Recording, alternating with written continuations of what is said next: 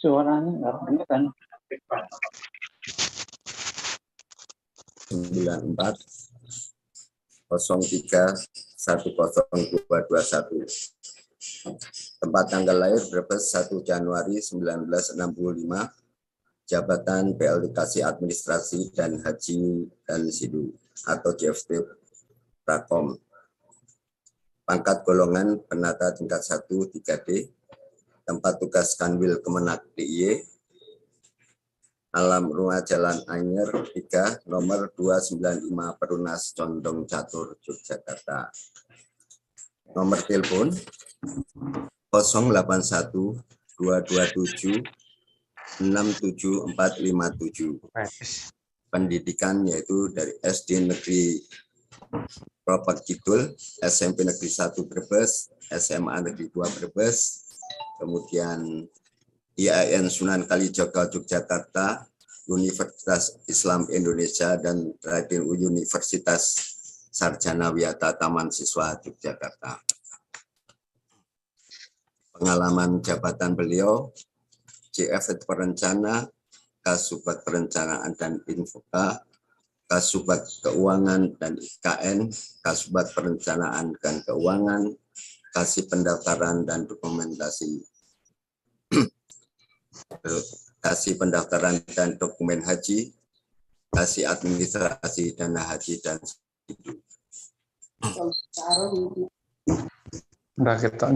Demikian biodata narasumber kita pada siang hari ini.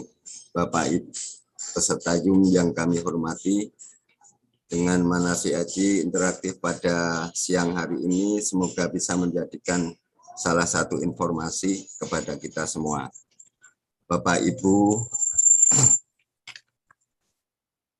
sekalian, narasumber kita pada siang hari ini akan mengulas tentang kebijakan pengelolaan dana haji dan perjalanan jamaah haji. Baiklah Bapak Ibu, untuk mempersingkat waktu, marilah kita ikuti narasumber untuk menyampaikan materinya yang nanti akan berakhir sekitar pukul 14.30. Untuk itu kepada Bapak Dr. Andes Haji Rojiki kami haturkan. Terima kasih Mas Subhan. Assalamualaikum warahmatullahi wabarakatuh. Bismillahirrahmanirrahim. Alhamdulillahirabbil alamin. Wassalatu wassalamu ala asyrafil anbiya'i wal mursalin nabiyina Muhammadin wa ala alihi wa ashabihi ajma'in. Amma ba'd. Yang sama-sama kita hormati Bapak Kepala Bidang Penyelenggaraan Haji Kanwil Kementerian Agama Daerah Istimewa Yogyakarta, yang saya hormati para kasih PHU di Kabupaten Kota se-Daerah Istimewa Yogyakarta, yang saya hormati Ibu dan Bapak para kasih di lingkungan bidang penyelenggaraan haji dan umroh Kanwil Kementerian Agama Daerah Istimewa Yogyakarta, ibu-ibu dan bapak-bapak jamaah yang pada saat ini ikut dalam manasik virtual. Yang pertama dan utama, tak lupa marilah kita bersyukur kepada Allah Subhanahu wa taala. Alhamdulillah pada siang hari ini kita masih diberi banyak nikmat oleh Allah Subhanahu wa taala. Terutama nikmat sehat dan nikmat sempat. Sehingga kita bisa hadir meskipun di ruang virtual dalam kondisi sehat walafiat, ya, dan kita bisa laksanakan kegiatan ini juga dalam kondisi yang ya kita berharap semuanya senang gitu ya.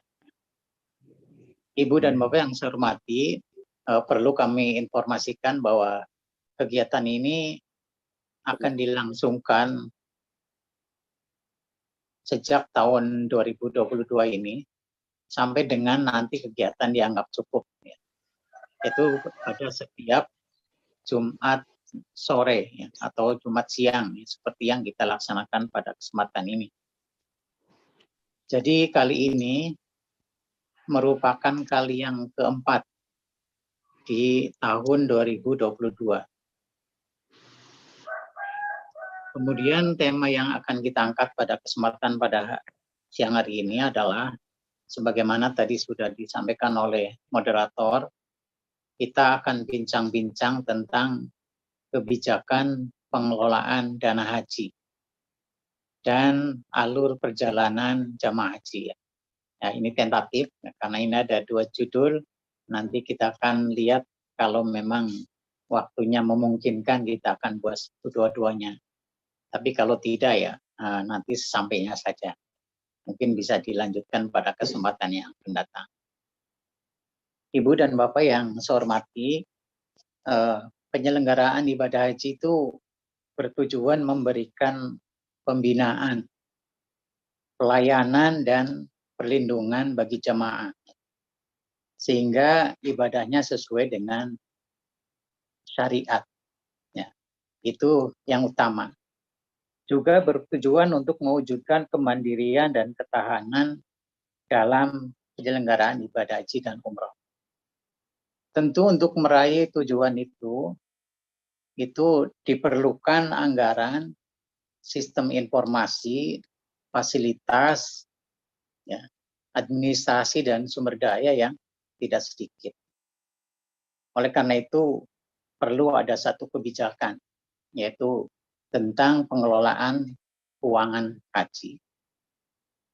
Di samping itu, kita juga tahu bahwa kegiatan penyelenggaraan ibadah haji ini rasanya merupakan satu kegiatan yang sangat besar.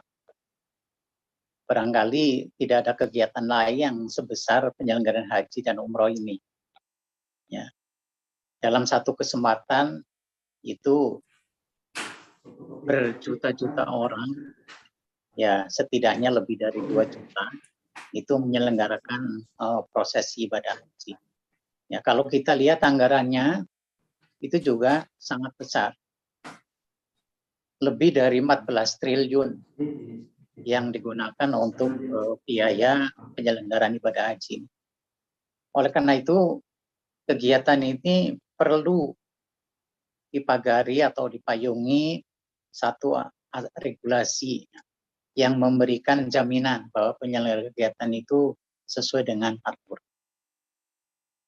Di antara payung hukum yang biasa atau yang selama ini memayungi kegiatan ini adalah yang pertama Undang-Undang Nomor 34 tentang pengelolaan keuangan haji. Sebelum undang-undang ini berlaku, ya, jadi pasca BPKH, pasca undang-undang ini, penyelenggaraan ibadah haji itu dilakukan oleh Kementerian Agama, termasuk pengelolaan keuangan hajinya. Tetapi pasca Undang-Undang Nomor 34 ini, itu sudah ada pemisahan. Jadi penyelenggaraan ibadah hajinya itu dilaksanakan oleh Kemenag, tapi pengelolaan dana hajinya dilaksanakan oleh BPKH. Undang-undang ini juga yang kemudian melahirkan istilah BPKH. Kalau sebelumnya itu belum ada, ya, karena seluruhnya dikelola oleh Kementerian Agama. Baik itu penyelenggaraan ibadah haji, ya, maupun pengelolaan dana hajinya. Semua dikelola oleh Kementerian Agama sebelum lahirnya undang-undang ini. Tapi setelah ada Undang-Undang Nomor 34 2014 ini, kemudian ada pemisahan.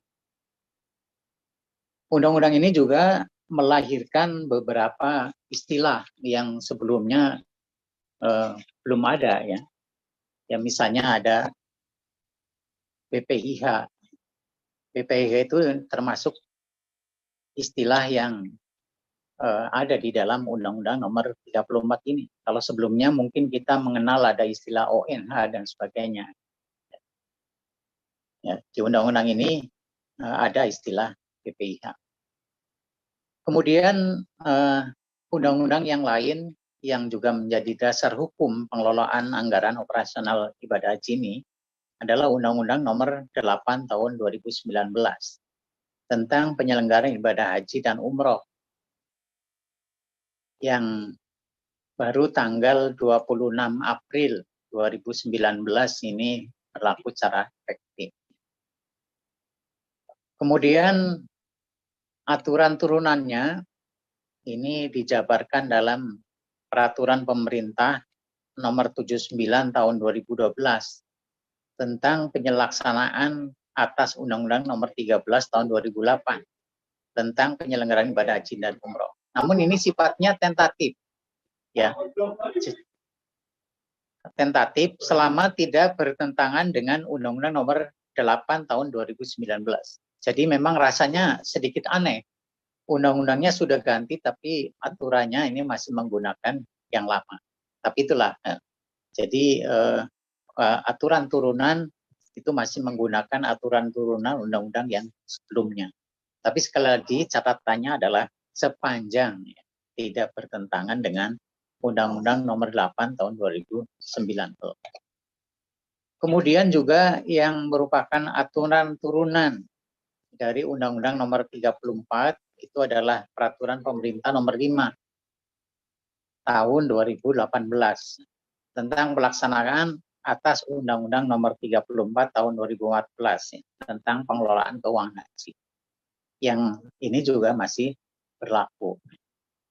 Kemudian ada lagi aturan turunannya itu PMA Nomor 28 Tahun 2019 tentang pengelolaan keuangan operasional penyelenggaraan ibadah haji. Dan aturan teknis lainnya. Jadi kalau kita bicara haji sebenarnya banyak sekali aturan-aturan teknis yang mestinya menjadi pedoman bagi kita sekalian.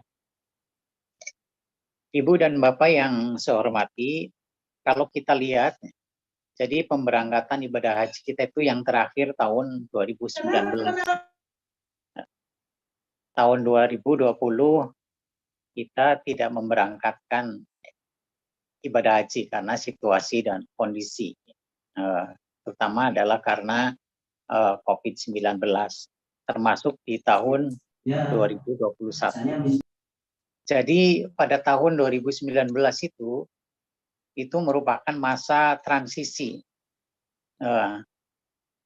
antara pemberlakuan undang-undang yang baru dengan yang lama yang mestinya kemudian kita tinggalkan. Tapi pada saat itu memang undang-undang yang baru ini masih relatif baru. Jadi undang-undang yang lama pun belum sepenuhnya bisa kita tinggalkan. Tahun 2019 ini masih menggunakan Undang-Undang Nomor 13 Tahun 2008 tentang penyelenggaraan ibadah haji, namun juga menggunakan undang-undang yang baru, Undang-Undang Nomor 8 Tahun 2019 tentang penyelenggaraan ibadah haji dan umroh. Kemudian aturan turunannya itu masih menggunakan aturan turunan undang-undang yang lama. Tapi pada tahun 2020 yang ini hajinya dibatalkan sesuai dengan PMA nomor 494 ya, pemeringatan haji tahun 2020 itu dibatalkan. Begitu juga tahun 2021 ini dibatalkan dengan PMA nomor 660 tahun 2021. Nah, untuk penyelenggaraannya ini masih didasarkan pada aturan yang baru, yang Undang-Undang Nomor 8 Tahun 2019 tentang penyelenggaraan ibadah haji dan umroh. Namun peraturan pemerintahnya masih menggunakannya. Bapak Yudan, nasabah Bank Syariah, semoga Bapak Muhammad Yudan keluarga mendapatkan limpahan. Kami ucapkan terima kasih atas kesetiaan pekerjaan Bapak Yudan selama telah memiliki menggunakan produk. Ada yang masuk. Ya, kalau kita bicara pengelolaan keuangan haji, memang kita nanti akan jumpa dengan beberapa istilah yang sering kita dengar, atau bahkan kita sendiri sering menggunakan istilah itu. Ya, karena memang istilah itu disebut di dalam undang-undang. Yaitu yang pertama adalah istilah BPIH, biaya penyelenggaraan ibadah haji. Yang kalau di dalam undang-undang yang baru, Undang-Undang Nomor 8 tahun 2019. Pada pasal 1 di angka yang ke-13 disebutkan bahwa biaya penyelenggaraan ibadah haji atau BPIH adalah sejumlah dana yang digunakan untuk operasional penyelenggaraan ibadah haji. Itu BPIH. Lalu sumbernya dari mana? BPIH ini bersumber dari BP. BP itu biaya perjalanan ibadah haji. Yang ini baru muncul istilah ini pada Undang-Undang Nomor 8 Tahun 2019. Di undang-undang yang lalu belum muncul. Penak wangi. Jadi ada yang pertama ada BP. Kemudian sumber yang kedua adalah anggaran pendapatan dan belanja negara, APBN. Yang ketiga adalah nilai manfaat, kemudian ada dana efisiensi dan sumber lain yang sah berdasarkan ketentuan perundang-undangan yang berlaku. Nah, ini sumber dari BPIH. Nah, dana itu kemudian digunakan untuk berbagai keperluan dalam penyelenggaraan ibadah haji. Yang kalau disebutkan di dalam Undang-Undang 8/2019 itu, ya khususnya pada pasal yang ke-45, bahwa BPIH itu digunakan untuk yang pertama adalah untuk biaya penerbangan. Ya, penerbangan dari tanah air ke Arab Saudi. Kemudian pelayanan akomodasi. Baik itu yang ada di Mekah ataupun di Madinah. Kemudian juga pelayanan konsumsi, pelayanan transportasi, pelayanan di Arafah, Muzdalifah dan Mina, perlindungan, pelayanan di embarkasi dan debarkasi. Kemudian juga pelayanan keimigrasian, premi asuransi dan perlindungan lainnya. Dokumen perjalanan, biaya hidup ya yang setiap jamaah pada saat mau berangkat itu diberi uang saku yang besarnya adalah 1.500 real. Kemudian juga pembinaan jemaah haji di tanah air dan Arab Saudi. Pelayanan umum di dalam negeri dan Arab Saudi dan pengelolaan BPK. Jadi itu adalah pos-pos yang kemudian didanai dari BPIH ya. Jadi digunakan untuk setidaknya 14 komponen itu. Cukup banyak memang ya, karena memang juga dananya besar, ya. Dananya besar, ya. Jadi bisa digunakan untuk berbagai keperluan itu. Dan itu sudah tersebut di dalam undang-undang. Kemudian juga ada istilah lain yang muncul di Undang-Undang Nomor 8 Tahun 2019 ini, yaitu istilah BP, biaya perjalanan ibadah haji. Itu adalah sejumlah uang yang harus dibayar oleh warga negara yang akan menunaikan ibadah haji. Jadi setiap warga negara yang akan menunaikan ibadah haji, pada saat dia mau daftar, dia harus store BP dulu, yang saat ini besarnya masih 25 juta. Ya, belum ada kenaikan. Ya, entah kapan ada kenaikan, kita juga belum tahu. Tapi yang pasti pada saat ini, regulasinya masih mengatur bahwa BP itu sebesar 25 juta ya, setoran awalnya. Nah, pelunasannya itu tergantung BPIH-nya. Nanti tinggal menambah berapa gitu ya, tergantung besar BPIH. Kemudian penggunaannya ini juga sama dengan BPIH. Digunakan untuk 14 komponen yang tadi sudah saya sebutkan. Kemudian yang lain lagi adalah nilai manfaat. Nilai manfaat ini adalah dana yang diperoleh dari hasil pengembangan keuangan haji yang dilakukan melalui penempatan dan atau investasi. Ya. Yang ini dikelola oleh BPKH. Ya. Kita di Kementerian Agama ini tidak banyak mengurusi uang-uang seperti ini, bahkan tidak ada. Ya, kita ini hanya menerima dari BPKH untuk keperluan penyelenggaraan ibadah haji. Kemudian juga berbagai produk yang dikelola oleh BPKH ini, ya diantaranya yang sering kita juga mendapat alokasi itu di lingkungan Kementerian Agama, itu adalah SPSN. Ya, saya kira kalau di masyarakat ya hanya ikut menikmati hasil dari pengelolaan SPSN itu. Misalnya kalau di KUA itu dibiayai dengan dana SPSN, masyarakat bisa menikmati kenyamanan di KUA yang lebih dari sebelumnya. Ya, itu memang baru beberapa KUA ya, belum semuanya, termasuk di madrasah dan seterusnya. Itu adalah dari penggunaan nilai manfaat. Kemudian juga di dalamnya juga digunakan untuk biaya penyelenggaraan ibadah haji dan umroh. Kemudian juga ada yang lain, itu ada anggaran pendapatan dan belanja negara. Yang ini di dalam Undang-Undang Nomor 8 Tahun 2019 ini tidak didefinisikan, tapi APBN itu digunakan untuk membiayai PPIH pusat, kemudian juga PPIH Arab Saudi, PPIH embarkasi, dan PPIH kloter. Ya.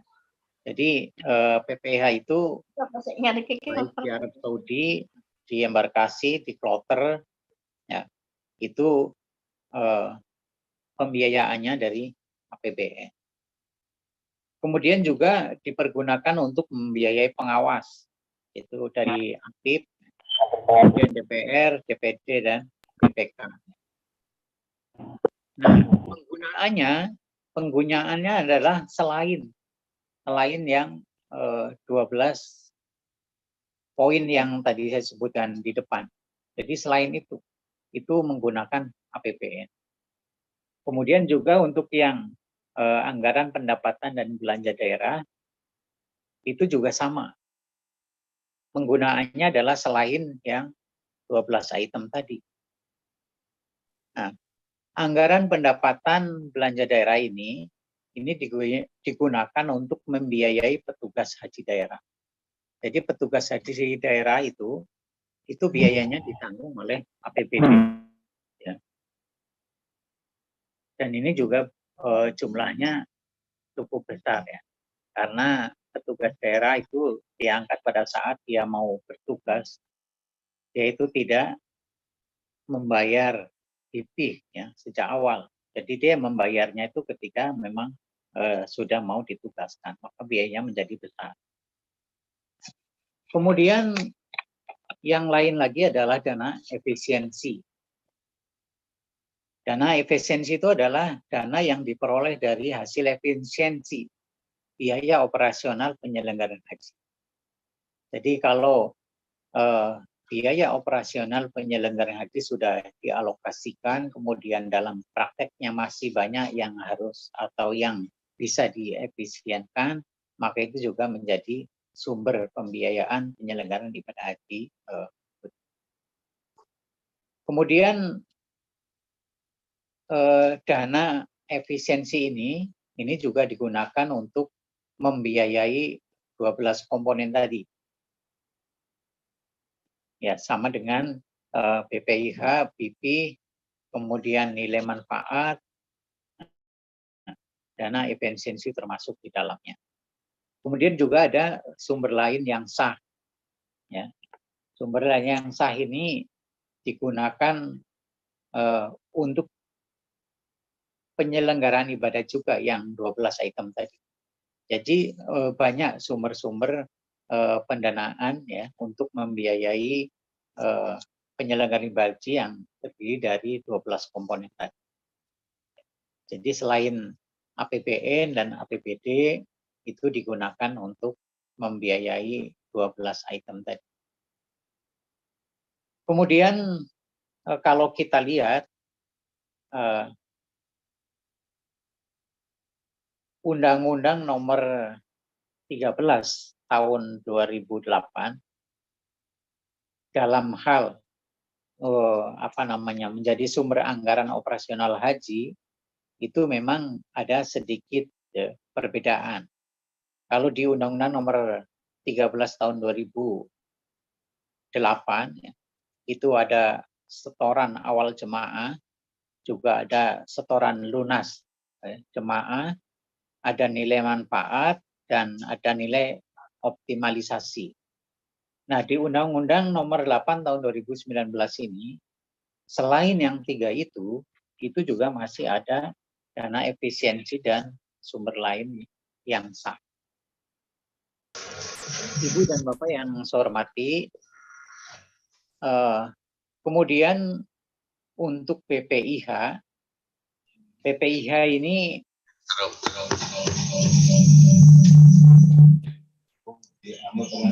besarnya itu ditetapkan oleh Presiden. Paling lama 30 hari setelah usulan BPIH mendapat persetujuan dari DPR. Ya, jadi DPR itu ketika mendapat usulan dari Kementerian Agama, kemudian disetujui, kalau sudah disetujui oleh DPR, baru Presiden menetapkan. Nah, besaran BPIH ini bersumber, ya tadi sudah saya sebutkan, dari BP, dari nilai manfaat, dan efisiensi, sumber lain yang sah, termasuk juga bersumber dari APBN ya, yang ditetapkan sesuai dengan mekanisme ketentuan peraturan perundang-undangan.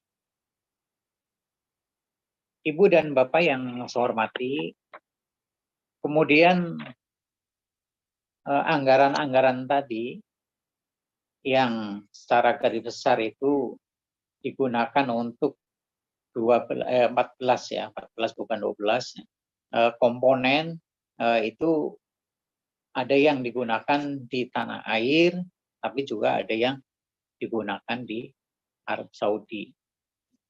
Yang digunakan di Arab Saudi misalnya untuk keperluan akomodasi, konsumsi, transportasi, pelayanan di Arafah, Muzdalifah, dan Mina. Kemudian juga untuk perlindungan, pembinaan jamaah haji dan ketika dia berada di Arab Saudi. Kemudian pelayanan umum di Arab Saudi dan pengelolaan BPIH. Sedangkan ketika berada di tanah air, itu juga banyak ya, itemnya itu ada sampai 12. Yaitu ada penerbangan, akomodasi, konsumsi, transportasi, kemudian pelayanan di embarkasi dan debarkasi, pelayanan keimigrasian, ya, kemudian premi asuransi dan perlindungan lainnya. Kemudian dokumen perjalanan, pembiayaan jemaah haji dan di tanah air, dan pelayanan di dalam negeri dan pengelolaan BPIH. Yang kalau kita lihat persentasenya, ternyata pembiayaan di tanah air itu memang lebih banyak ya, daripada yang di Arab Saudi. Ya. Itu kalau dilihat persentase pada tahun 2020, itu yang di tanah air mencapai 52,98, sedangkan untuk yang di Arab Saudi itu 47,02%. Kemudian komposisi anggaran BP dan nilai manfaat tahun 2020.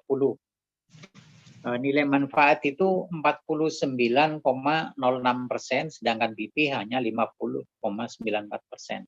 Jadi biaya penyelenggaraan haji yang dibayarkan jamaah itu hanya 52%, 50,54% dari seluruh kebutuhan penyelenggaraan ibadah haji. Yang selebihnya itu didukung dari nilai manfaat. Kalau kita coba lihat tahun 2020 yang lalu, ya, meskipun hajinya tidak berangkat. Tapi pada saat itu nilai BP yang harus dibayarkan oleh jamaah itu sebesar 35.235.602 rupiah. Kemudian sesungguhnya nilai BPIH pada saat itu, pada tahun 2020, andaikan haji itu pada saat itu berangkat, itu ditetapkan 69.174.167,97 rupiah. Dan ini menjawab pertanyaan masyarakat yang seringkali bertanya, uang yang disetorkan oleh jamaah itu bunganya kemana? Nah, ini barangkali ini bisa menjadi jawaban bagi masyarakat yang masih bertanya tentang bunga kemana. Karena sungguhnya penyelenggaraan ibadah haji itu kalau ya dihitung-hitung itu per orang ya pada tahun 2020 itu sebesar 69.174.167. Jadi kalau jamaah membayar 35.235.602 itu sesungguhnya itu masih kurang. Tapi dari nilai manfaat kemudian jamaah itu bisa ya yang 69 itu dicukupi dari nilai manfaat.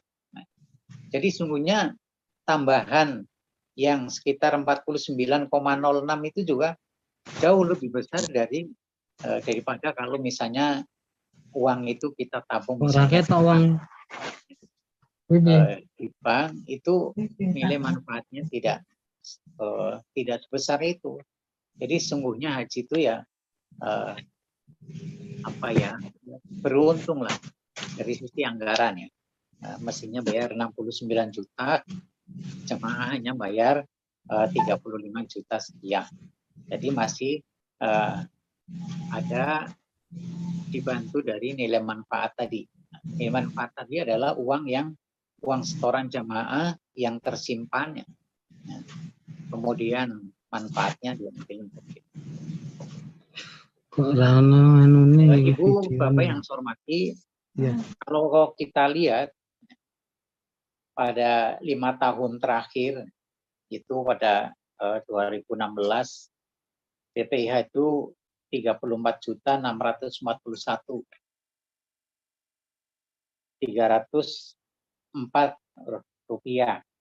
Kemudian pada tahun 2017 itu ada kenaikan sedikit 34.890.312,31.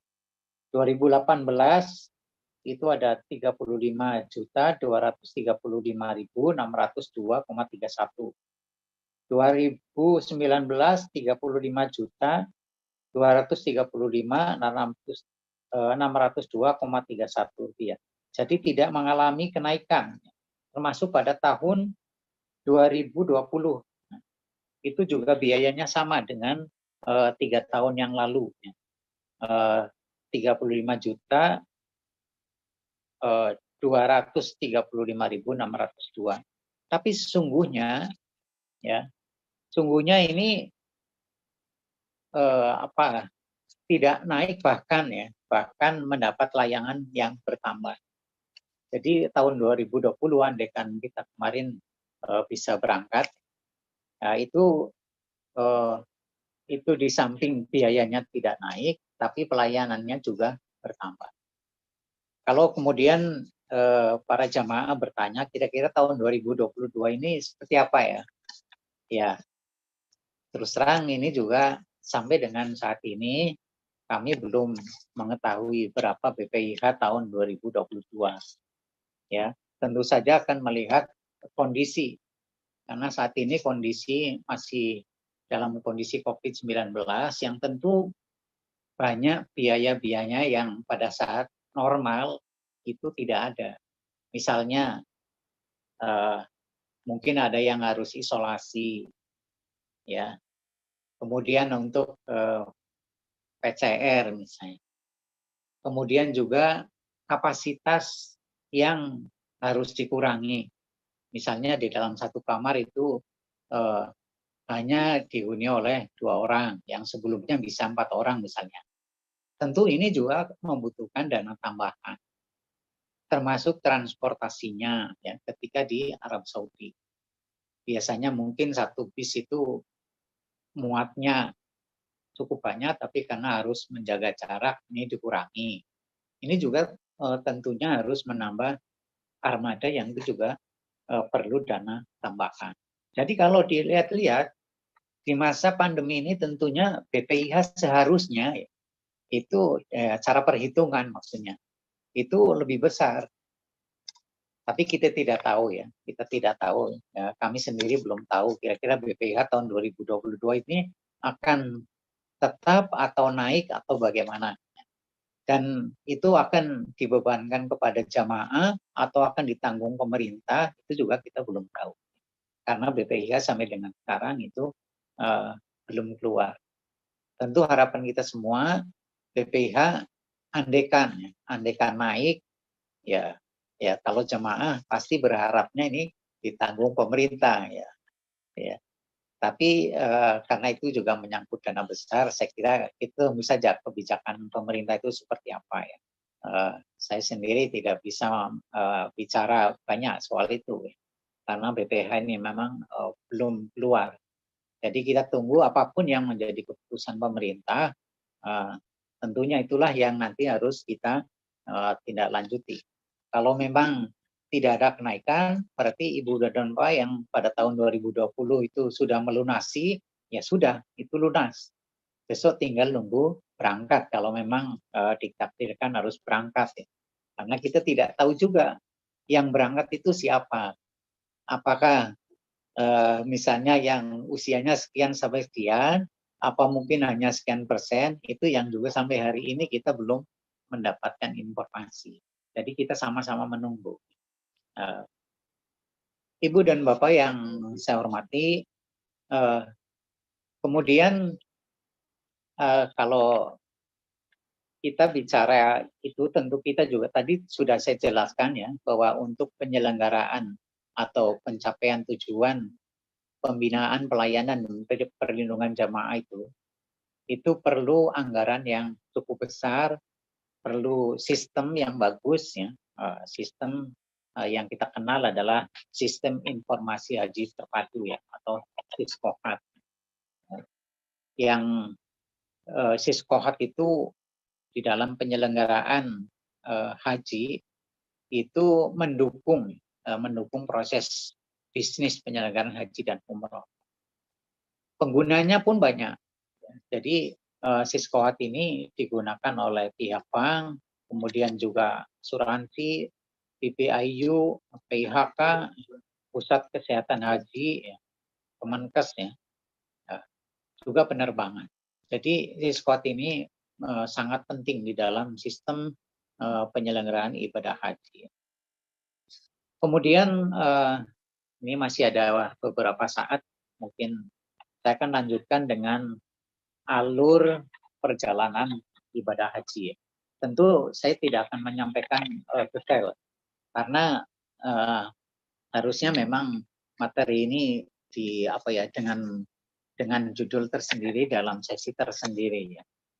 Tapi karena ini menjadi satu judul yang harus saya sampaikan, maka secara garis besar saja. Jadi alur perjalanan ibadah haji ini kalau boleh kita bagi itu menjadi dua ya, ada yang gelombang pertama, ada yang gelombang kedua. Jadi kalau gelombang pertama itu jamaah itu ya dari rumah ke embarkasi, kemudian tinggal di asrama haji ya beberapa saat, ya biasanya 24 jam ya berada di asrama haji untuk melakukan berbagai kegiatan. Kemudian juga setelah berangkat 24 jam di asrama haji itu menerima paspor, kemudian menerima living cost, ada cek kesehatan dan seterusnya. Kalau petugas ya ada pembinaan petugas, tugas kloter. Ya. Itu setelah kurang lebih 24 jam, itu jamaah berangkat menuju bandara embarkasi. Kemudian di bandara embarkasi, kemudian terbang.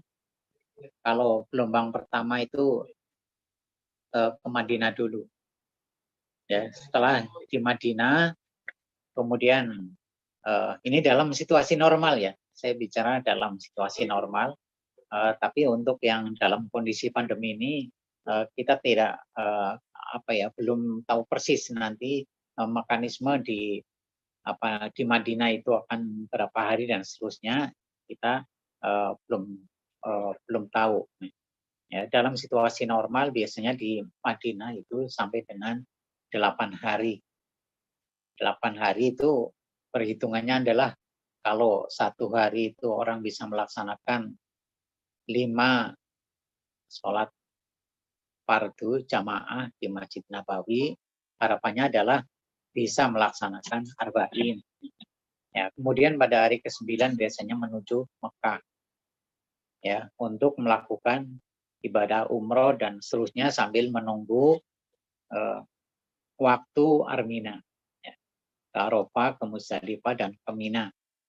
Kemudian setelah itu, setelah prosesi itu selesai, nanti akan kembali ke pemondokan di Mekah. Kemudian pada akhir perjalanan haji, ya, kalau biasanya itu sampai 40 hari atau 41 hari. Nah, itu kemudian kalau berangkatnya dari datang dari tanah air ke Madinah, nanti pulangnya itu dari Jeddah. Ya, itu untuk gelombang yang pertama. Nah, gelombang yang kedua itu kebalikannya. Jadi datangnya itu bukan ke Madinah, tapi datangnya ke Jeddah di Mekah. Kemudian melakukan prosesi, ya ada umroh yang wajib, kemudian nanti Armina dan seterusnya. Setelah itu selesai, pada waktunya dia akan diberangkatkan ke Madinah untuk melaksanakan arba'in. Ya, meskipun arba'in ini tidak wajib ya, tapi memang kalau ketika kita haji dalam kondisi normal, itu alur perjalanannya seperti itu, dan nanti akan dipulangkan dari Madinah. Itu cara garis besar saya yang untuk alur perjalanan berhaji di gelombang pertama maupun di gelombang yang kedua. Ibu dan Bapak yang saya hormati, saya kira itu uraian singkat ya tentang pengelolaan dana haji ya, dan alur perjalanan jemaah haji. Ya, sekali lagi alur perjalanan haji ini insya Allah pada kesempatan yang akan datang ini akan diuraikan lebih detail per pos-pos perjalanan tadi. Tapi karena ini ada dalam satu judul, maka khusus untuk alur perjalanan haji ini hanya kita sepintas saja. Nanti mungkin akan didalami pada kesempatan yang lain oleh yang bertugas pada kesempatan. Ibu dan Bapak yang saya hormati, saya kira itu saja yang bisa saya sampaikan. Masih ada waktu 10 menit ini untuk bisa kalau mungkin ada yang ingin ditanyakan ya. Tapi kalau sekiranya semuanya sudah jelas, karena ini juga sering disampaikan ya nanti ya monggo ini kita serahkan kepada para jemaah, ibu dan bapak sekalian yang mengikuti acara virtual ini.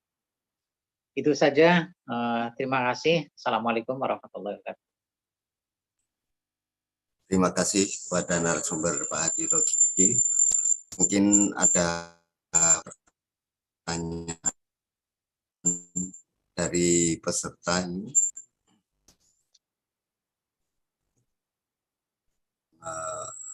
Mungkin tidak ada Pak. Ini.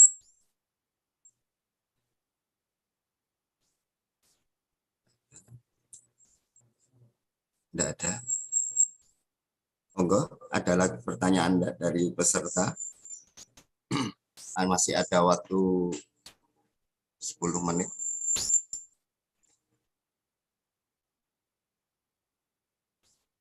Mungkin kalau udah tidak ada Pak Roziki, kita tutup ya.